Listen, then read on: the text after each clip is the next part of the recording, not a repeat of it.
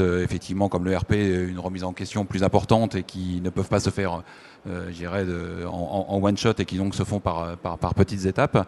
Mais je dirais que c'est une préoccupation quasi généralisée aujourd'hui de regarder, d'étudier de près, de monter en tout cas des prototypes et de se poser les bonnes questions. Et en tout cas, c'est intégré aujourd'hui. Il y a peu de projets qui partent sans que l'alternative open source soit étudiée aujourd'hui.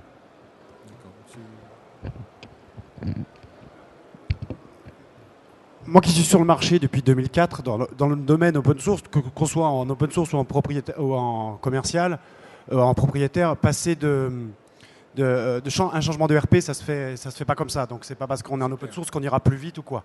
On aura plus de facilité à l'étudier, à voir les difficultés à l'implémenter, de voir les spécifiques à développer parce qu'ils sont manquants pour s'adapter correctement au métier.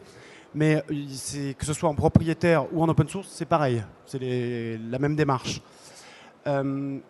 Autre exemple que je voulais donner parce que le reporting, c'est transversal, effectivement, mais le RP, c'est un vrai changement et autres. Mais effectivement, ils y vont pas à pas. Petit projet par petit projet. Et au fur et à mesure, ils font vraiment le choix de tout changer.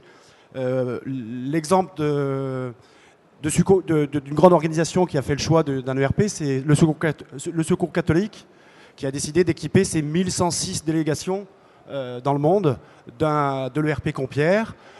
Tout ça dans un portail EXO, en utilisant du Talend pour la synchronisation des informations. Donc même des grandes organisations, maintenant on fait carrément le choix et ont vraiment basculé. Ils ne sont plus qu'aux petits projets, pas seulement qu'au POC. C'était un remplacement ou... C'était un remplacement complet, oui.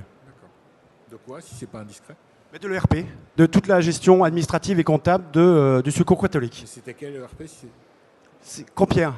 Non, le nouveau, mais l'ancien. Il y avait un petit patchwork de solutions. D'accord. Ça correspond un peu à la question. C'est-à-dire, est-ce qu'il y a des voies, une question que j'avais préparée avant, c'était est-ce qu'il y a des voies de migration du propriétaire vers le libre? Je veux dire par là que bien souvent, on a parlé du lock-in, c'est monsieur Dubos qui nous parlait de ça tout à l'heure, et effectivement c'est un problème. Est-ce que c'est un gros problème dans les projets d'implémentation de progiciels ou de solutions métiers libres? Est-ce que les problèmes de transfert de données, les problèmes de format incompatibles, etc., sont des problèmes récurrents et importants? C'est plutôt l'opposé, c'est-à-dire que en particulier dans le domaine des ERP, aujourd'hui on a le marché est essentiellement du renouvellement d'anciennes solutions qui sont en fin de vie et pour les changer. Par rapport à des migrations qu'on faisait quand on était sur des logiciels propriétaires où on avait du mal à intégrer, partant de quelque chose de peu connu vers quelque chose qui était un peu fermé, qui n'avait pas forcément toute la documentation nécessaire en termes d'ouverture, on avait des soucis effectivement pour recharger correctement.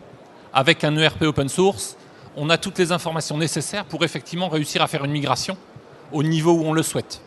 Soit effectivement une reprise vraiment détaillée, soit une reprise en fonction des besoins de l'entreprise. Mais donc c'est plutôt plus simple que des solutions classiques, du fait de l'ouverture inhérente au produit directement. D'accord. Monsieur Donikian, sur la même question. Oui, si on est, nous, sur deux sujets où la reprise de données est bien évidemment un sujet important, que ce soit dans la messagerie, puisqu'il y a généralement un existant de messagerie dans l'entreprise, ou que ce soit en gestion électronique de documents, où il y a généralement un existant également, en tout cas dans les grandes entreprises. Zimbra fournit tout un ensemble d'outils qui permettent de faire de la reprise IMAP, de la reprise Exchange ou de la reprise Lotus, et d'industrialisation de ce genre de choses. Il est clair que si on a 10 000 PST à reprendre, il ne s'agit pas de passer sur chacun des postes, mais de fournir des outils qui permettent d'automatiser ce type de tâches. Et de la même façon, et je vais dans le sens de mon voisin, quand on a à reprendre des informations provenant d'un système de gestion électronique de documents existant, on va automatiser cette reprise de façon à reprendre bien évidemment les documents, mais aussi toutes les métadonnées qui sont attachées à ces documents-là, puisque c'est la valeur ajoutée d'un système de gestion électronique de documents. Alors, nous aussi, on intervient assez souvent sur de la reprise de données, même si, en général, dans la plupart de nos projets, on repense fonctionnellement l'application quand on la met dans un wiki par rapport à ce qu'on avait avant, que ce soit des répertoires de fichiers ou des outils de gestion électronique de documents ou Lotus Notes ou quoi que ce soit d'autre. Et en fait, on a développé des outils pour récupérer de l'information. On va par exemple construire un fichier Excel qui décrit les données, les données ligne par ligne et qui font des liens vers des fichiers Office attachés. Et on va pouvoir massivement importer ces données très rapidement et décider si on laisse les documents Office comme fichiers attachés ou si on les transforme en documents wiki qui deviennent ensuite éditables à travers le wiki directement. Et donc en fait on a une palette de choix. Là typiquement en ce moment on est en train de travailler, on vient de finir un projet où on importe 50 000 documents et on va même traiter à l'intérieur du document. Donc on les importe, ils sont transformés. Alors on utilise OpenOffice pour faire ces transformations. On les transforme en documents wiki. Donc on a un module d'importeur Office qui fonctionne avec OpenOffice.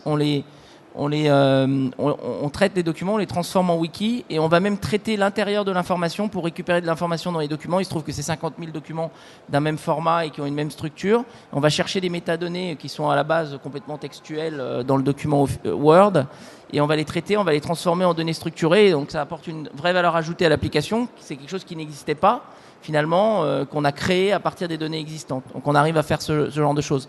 Un document PowerPoint va par exemple être transformé en image pour être visible directement par le wiki. On va l'attacher aussi en document attaché au wiki. Donc le document PowerPoint sera disponible, il deviendra éditable par des fonctions WebDAV et il sera directement visualisable dans le wiki et au milieu des pages sous forme d'image avec des petits boutons pour changer de slide. Donc on travaille énormément là-dessus et c'est très important pour nos clients. On a un exemple très très intéressant où on mixte l'existant qui reste en Word et les nouveaux documents qui seront créés en wiki.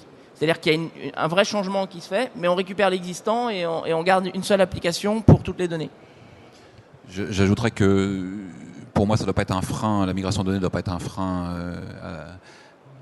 au changement.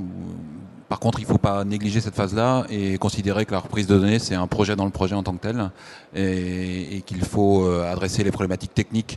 On l'a vu tout à l'heure, du fait de l'ouverture des solutions open source, c'est rarement une problématique au final, d'autant plus qu'on dispose de beaux outils comme Talend qui permettent d'automatiser un certain nombre de choses et de faire... d'automatiser la partie technique, mais il y a bien évidemment bien souvent une problématique fonctionnelle qui vient se greffer puisqu'on en profite pour aller sur des solutions qui sont soit plus en avance technologiquement ou qui offrent de nouvelles fonctionnalités et que donc il se pose le problème de comment valoriser la donnée de l'ancien système dans le nouveau. Et donc c'est un vrai projet dans le projet à ne pas négliger et à prendre en compte dès le démarrage du projet en menant de front, je dirais, la refonte ou l'intégration du nouveau produit et puis la problématique de la valorisation et de la reprise des données existantes. Vous parliez de conduite du changement un petit peu plus tôt dans la discussion. Moi, c'est une question que je me posais par rapport à, je dirais, au contenu un petit peu des SS2L à l'heure actuelle, qui était très très proche des communautés à leur démarrage et qui de plus en plus, on pourra savoir si c'est un bien ou un mal, se transforme en SS2I entre guillemets traditionnel par la simple nécessité d'un volume important pour pouvoir prendre en compte des projets d'ampleur. Donc est-ce que c'est quelque chose que vous ressentez chez Alterway ou ce que vous pouvez voir éventuellement chez d'autres SS2L Je pense que ce qu'on a vu tout à l'heure, ce qu'on a expliqué tout à l'heure, c'est que ces solutions étant de plus en plus adoptées, y compris sur des clients de plus en plus importants, il y a un besoin des DSI de ces clients d'avoir en face des intégrateurs de taille suffisante et nécessaire pour pouvoir adresser leurs problématiques, leurs projets qui sont de plus en plus importants. Après, donc c'est en ce sens-là où effectivement Alterway aujourd'hui c'est une centaine de personnes et permet de répondre à des problématiques importantes et des problématiques de refonte importantes dans des grandes DSI. Après, je ne pense pas qu'on dénature pour autant la vocation logiciel libre. On reste sur du 100% logiciel libre non concernant. On s'intègre évidemment dans des systèmes d'information qui comportent également des briques propriétaires. Donc on comprend ce système d'information-là et on vient s'y intégrer, on vient créer de la valeur en intégrant des solutions open source. Pour autant, on ne dénature pas le paradigme originel de rester sur des solutions et de promouvoir des solutions open source. Donc on continue de contribuer aux différentes communautés, on continue d'apporter et de reverser à la communauté un certain nombre de choses, puisque je pense que le système doit s'auto-alimenter et ne peut fonctionner que s'il est auto-alimenté par des structures, y compris comme la nôtre. Donc il n'y a pas d'antagonisme particulier, il y a un besoin, comme on le disait tout à l'heure, d'aller sur une approche métier complémentaire, il y a besoin d'avoir un niveau de qualité, un niveau de qualité de service certainement certainement plus important à l'avenir. Et ça passe par le développement de structures peut-être un peu plus importantes et structurées de manière un